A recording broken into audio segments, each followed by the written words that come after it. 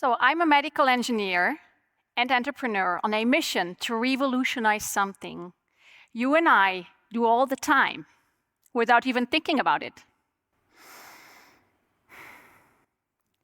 Taking a breath. But what's actually happening during every breath we take? And I encourage you to join me in a little exercise. Please you can stay relaxed in the seat, no worries. Put your hand on your belly, one hand on your belly. That's great. The other hand on your chest. So now breathe in through your nose into your belly. And your chest should stay relatively calm. Don't try to look beautiful, really, into the belly. And who of you had a relatively calm chest? For whom was it easy to do this? Please raise your hand and breathe into your belly. Let's look a little bit closer to what's actually happening. This diaphragm is our core breathing muscle. When it contracts, the belly rises. And to make it contract, the brain is actually constantly sending breathing signals down via nerve to the diaphragm. So it starts from the brain, goes down via the nerve to the diaphragm. And it's working out for us 20,000 times per day. So while you relax and don't even think about it, your diaphragm is doing a workout for you 20,000 times per day. So the brain and the diaphragm are communicating to each other constantly, all the time. But this is not possible for patients on mechanical ventilators.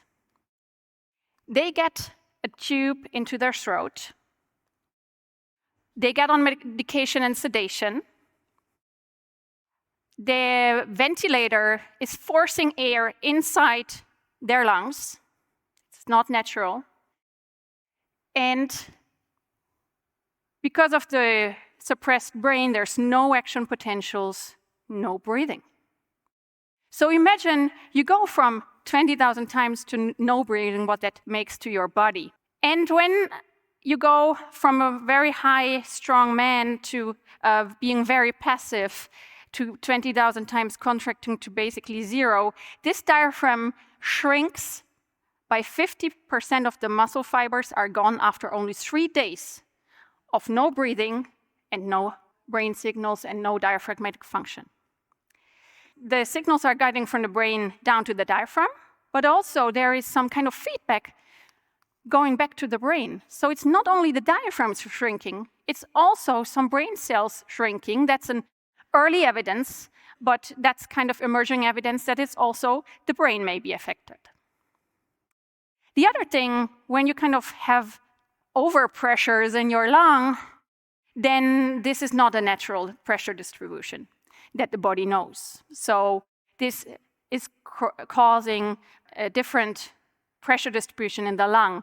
And the other thing, if you don't contract the diaphragm and you have this high pressures in your lung, then also the backflow to the heart is affected. So long story short, it's not only the diaphragm that's affected, there's also some impact on the venous backflow to the heart and the brain.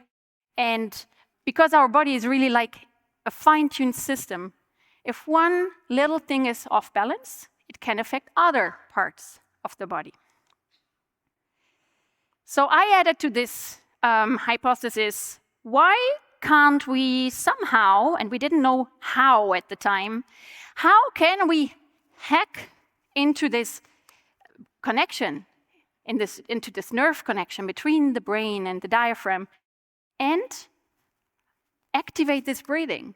Why can't we make patients breathe again that can't breathe today? Today, we work with the best clinics in the world. They apply our device, and patients who did not breathe before start breathing again. Technology definitely has the potential to revolutionize ventilation as a field. And my bet is that there will be no ventilator in 20 years from now that does not have at least a diaphragm stimulation option incorporated in it.